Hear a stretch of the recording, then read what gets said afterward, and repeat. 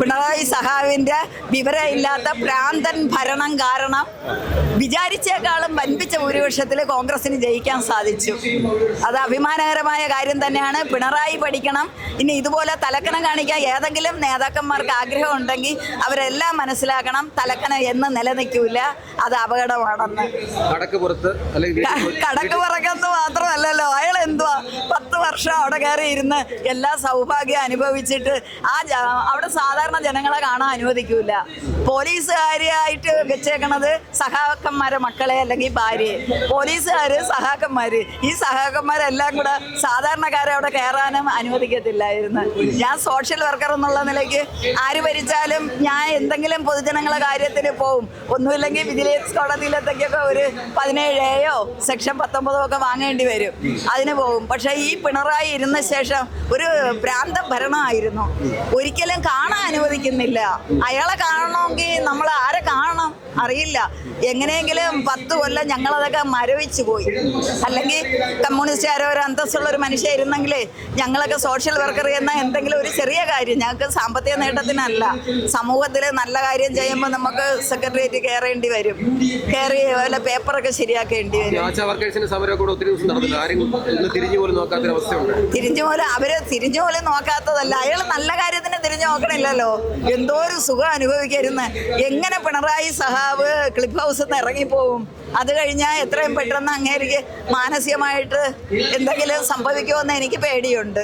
കാരണം അത്ര സുഖ സൗകര്യം അനുഭവിക്കുകയായിരുന്നു.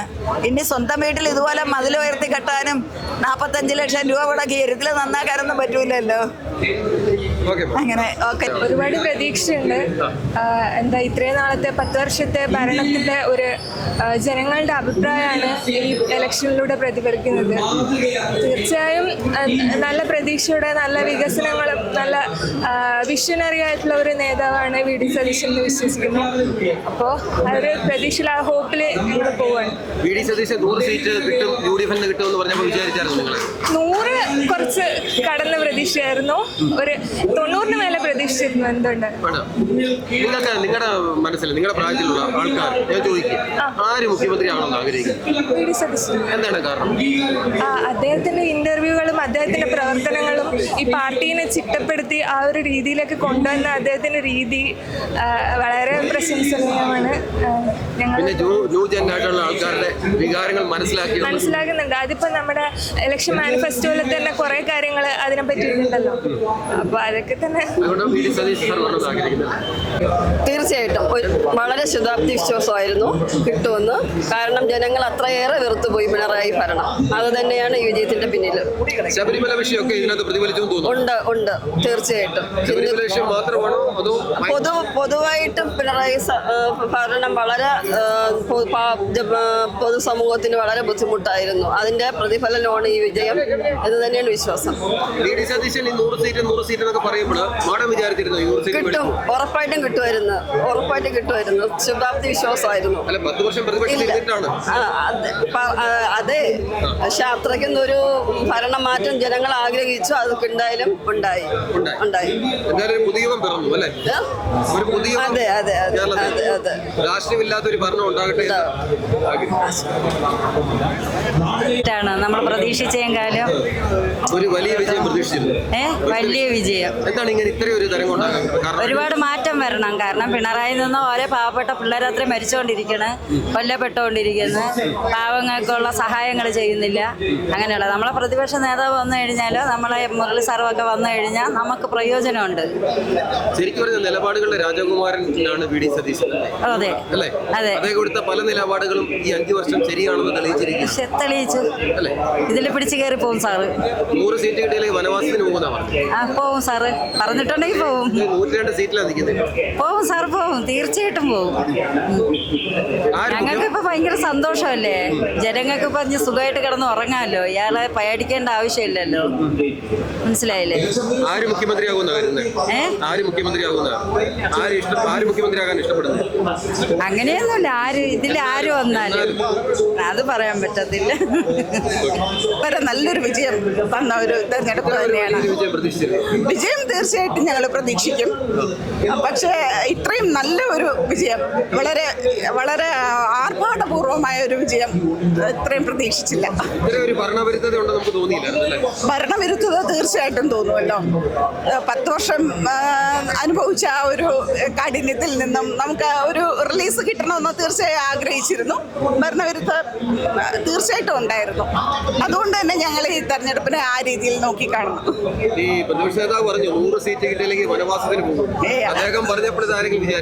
തീർച്ചയായിട്ടും, കാരണം 100 സീറ്റ് ജനങ്ങൾ തീർച്ചയായും പ്രതീക്ഷിച്ചിരുന്നു. 100 സീറ്റിലധികം കിട്ടുമെന്ന് പറഞ്ഞതിനോട് ഒരു വിമുഖതയോ അതില്ലെങ്കിൽ അത് അങ്ങനെ സംഭവിച്ചില്ലെങ്കിൽ അദ്ദേഹം വനവാസത്തിന് പോകുന്ന അങ്ങനെ ഒരു വേദനയോ വെപ്രമാണോ ഒന്നും ഞങ്ങൾക്ക് ഉണ്ടായിരുന്നില്ല.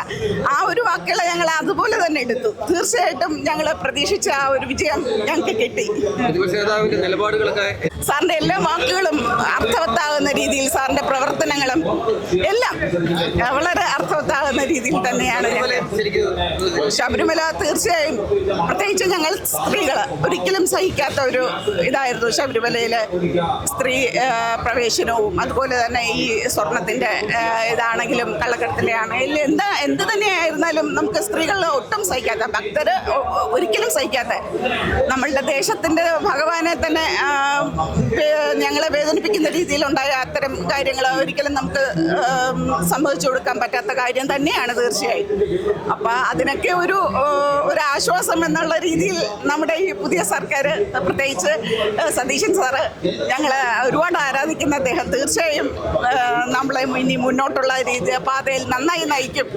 നമ്മൾക്ക് ധാർഷ്ട്യമില്ലാത്ത ഒരു ഭരണം അദ്ദേഹം, കടക്കുപുറത്ത് എന്ന ഒരു പറയാതിരിക്കുന്ന ആ ഒരു, അത് കേൾക്കേണ്ടി വരുന്ന ഒരു, അതെ, വീട്ടിൽ പോയി ചോദിക്കുക. കടക്കുപുറത്ത് ഇത്തരം ധാർഷ്ട്യ സംസാരങ്ങൾ നമുക്ക് നാളെ കേൾക്കണ്ടല്ലോ എന്നുള്ളൊരു ആശ്വാസവും തീർച്ചയായും ഉണ്ട്. All the best. നമുക്ക് ഒരിക്കൽ പോലും നമുക്ക് സന്തോഷം ഒരു സെക്കൻഡ് പോലും കുറഞ്ഞിട്ടില്ല. അത്രയും പ്രതീക്ഷിച്ച റിസൾട്ട്. കേരളത്തിൽ മതേതരത്വത്തിന് കേരള ജനത കൊടുത്ത ഏറ്റവും വലിയ അംഗീകാരം. അതായത് കേരളം ഒരു മതേതരത്വത്തിൽ ഏറ്റവും ഇമ്പോർട്ടൻ്റ് ആയിട്ട് കേരള ജനത ഏറ്റവും പ്രത്യേകിച്ച് കൊടുത്തിരിക്കുന്ന തെരഞ്ഞെടുപ്പ് വിജയമാണ് ഈ തെരഞ്ഞെടുപ്പ് വിജയം. അത് 1000 വട്ടം ജനം ചിന്തിക്കുന്നത് എപ്പോഴും അവർക്ക് വേണ്ടി ഭരിക്കപ്പെടുന്ന ഒരു ഗവൺമെൻറ്റാണ് ജനാധിപത്യത്തിൻ്റെ മൂല്യം എന്ന് പറയുന്നത്. അത് നഷ്ടപ്പെട്ടു കഴിഞ്ഞാൽ ജനം അത് തിരിച്ചെടുക്കാൻ പവറുള്ളതാണ് എന്നുള്ളത് ജനാധിപത്യത്തിൻ്റെ ഏറ്റവും വലിയ തെളിവാണ്. അതാണ് ഈ തെരഞ്ഞെടുപ്പിൻ്റെ ഏറ്റവും പ്രമുഖമായിട്ട് നമുക്ക് പറയാനുള്ളത്.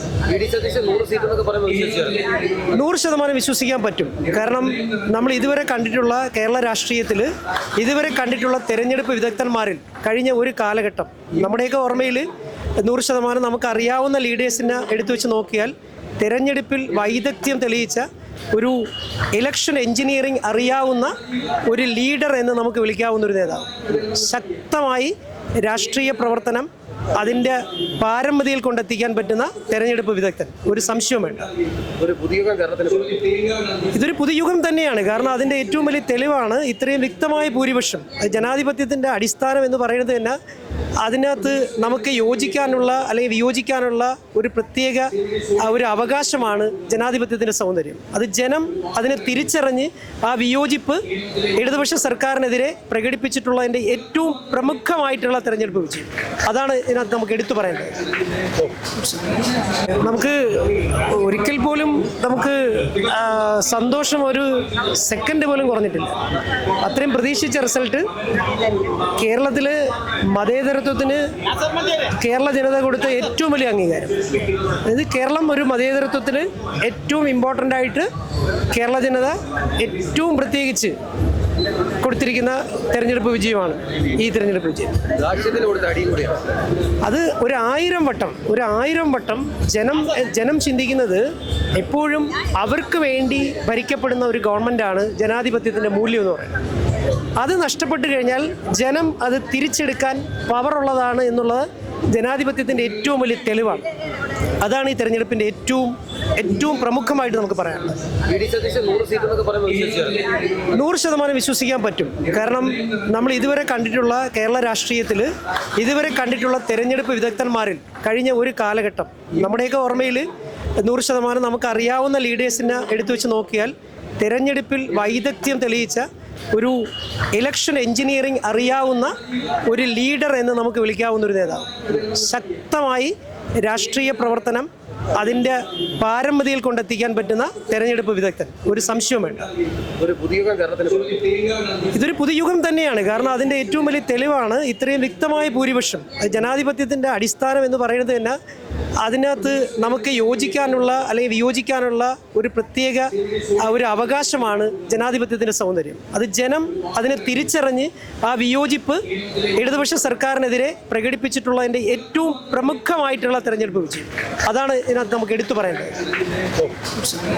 എങ്ങനെയാ ഈ റിസൾട്ടിൽ നോക്കുന്നത്? തീർച്ചയായിട്ടും ഇത് കേരളത്തിലെ 3.5 കോടി ജനങ്ങളുടെ വിജയമാണ്. അതാണ് നമ്മളുടെ സ്ലോഗൻ എന്ന് പറയുന്നത്, കേരളം ജയിക്കും, UDF നയിക്കുമെന്നുള്ളത്. അത് കൃത്യമായിട്ട് കേരളത്തിലെ ജനങ്ങൾ അത് പാലിക്കപ്പെട്ടു. മാത്രവുമല്ല, കഴിഞ്ഞ 10 വർഷക്കാലത്തെ ആ ദുർഭരണം അതിന് അറുതി വരുത്തണമെന്ന് കേരളത്തിലെ ജനങ്ങൾ ഒന്നടങ്കം തീരുമാനിച്ചു. അതുകൊണ്ട് തന്നെയാണ് 102 സീറ്റിൻ്റെ ഏറ്റവും വളരെ പ്രധാനമായിട്ട് കേരളത്തിലെ ജനങ്ങൾ ഒത്തൊരുമിച്ചുകൊണ്ട് ഈ ഒരു സമ്മാനം ഐക്യ ജനാധിപത്യ മുന്നണിക്ക് തന്നിരിക്കുന്നത്. ഇങ്ങനെ ഒരു മൃഗീയ ഭൂരിപക്ഷം ഉണ്ടാകുമെന്ന് വിചാരിച്ചിരുന്നു. തീർച്ചയായിട്ടും നമ്മുടെ പ്രതിപക്ഷ നേതാവ് ശ്രീ വി ഡി സതീശൻ വളരെ വ്യക്തമായി പറഞ്ഞു, 100-ലേറെ സീറ്റുമായി ഞങ്ങൾ തിരിച്ചു വരും, കേരളത്തിൽ ഞങ്ങൾ ഐക്യ ജനാധിപത്യ മുന്നണി അധികാരത്തിൽ വരും എന്ന് പറഞ്ഞിട്ടുണ്ടായിരുന്നു. അത് തന്നെ കൃത്യമായി ഏകദേശം പാലിക്കപ്പെടുവാൻ കേരളത്തിലെ ജനങ്ങൾ വളരെയധികം സഹായിച്ചു എന്നുള്ളതാണ് ഏറ്റവും പ്രധാനം. അദ്ദേഹം പറഞ്ഞതിനകത്ത് വേറൊരു ഇതും കൂടെ ഉണ്ട്, 100 സീറ്റ് കിട്ടിയില്ലെങ്കിൽ അദ്ദേഹം വനവാസത്തിന് പോകുന്നു കൂടെ പറഞ്ഞു. തീർച്ചയായിട്ടും നിലപാടുകളുടെ രാജകുമാരനാണ് ശ്രീ വി ഡി സതീശൻ. തീർച്ചയായിട്ടും വാക്കുകൾ കൊണ്ട് അമ്മാനമാടുന്ന ആളല്ല. വാക്കുകൾ പറഞ്ഞാൽ കൃത്യമായ ആ വാക്ക് പാലിച്ചുകൊണ്ട് രാഷ്ട്രീയ പ്രവർത്തനം നടത്തുന്ന ഒരു രാഷ്ട്രീയ നേതാവാണ്. അതുകൊണ്ട് അദ്ദേഹം തോറ്റിരുന്നുവെങ്കിൽ, ഐക്യ ജനാധിപത്യ മുന്നണി തോറ്റിരുന്നുവെങ്കിൽ അദ്ദേഹം കൃത്യമായ രാഷ്ട്രീയ വനവാസത്തിന് പോകുമെന്നുള്ള കാര്യത്തിൽ യാതൊരു സംശയവുമില്ല. അദ്ദേഹം ഈ 5 വർഷം അദ്ദേഹം പറഞ്ഞ കാര്യങ്ങളൊക്കെ അദ്ദേഹം പാലിച്ചിട്ടുണ്ട്. തെരഞ്ഞെടുപ്പ് സമയത്ത് അദ്ദേഹം എടുത്ത നിലപാടുകളെല്ലാം വിജയമായിരുന്നു. അതെ, അദ്ദേഹം നയിച്ചിട്ടുള്ള ഏകദേശം എല്ലാ ഉപതെരഞ്ഞെടുപ്പുകൾ ഉൾപ്പെടെ എല്ലാം വിജയിച്ചിട്ടുള്ള ഒരു ചരിത്രമാണ് നമുക്ക് പരിശോധിക്കാം. ഇപ്പോൾ ഇത് ഏറ്റവും വലിയൊരു തെളിവായി വന്നിരിക്കുകയാണ്. ശരിക്കും ഒരു അത്ഭുതപ്പെടുത്തൽ. തീർച്ചയായും ജനങ്ങൾക്കാണ് ഏറ്റവും അധികം നന്ദി പറയേണ്ടത്. തീർച്ചയായിട്ടും കേരളത്തിലെ ജനങ്ങൾ ജനാധിപത്യ ബോധമുള്ള ജനങ്ങളാണ്. അത് സ്വാഭാവികമായിട്ടും അതിനെ അംഗീകരിച്ചുകൊണ്ട് ഒരു സംശുദ്ധമായ ഭരണമായിരിക്കും ഐക്യ ജനാധിപത്യ മുന്നണി കാഴ്ചവെക്കുന്നതെന്നാണ് പ്രതീക്ഷിക്കുന്നത്. 10 വർഷത്തിന് ശേഷം ഒരു പുതിയ യുഗം പിറന്നു. തീർച്ചയായും. Thank you.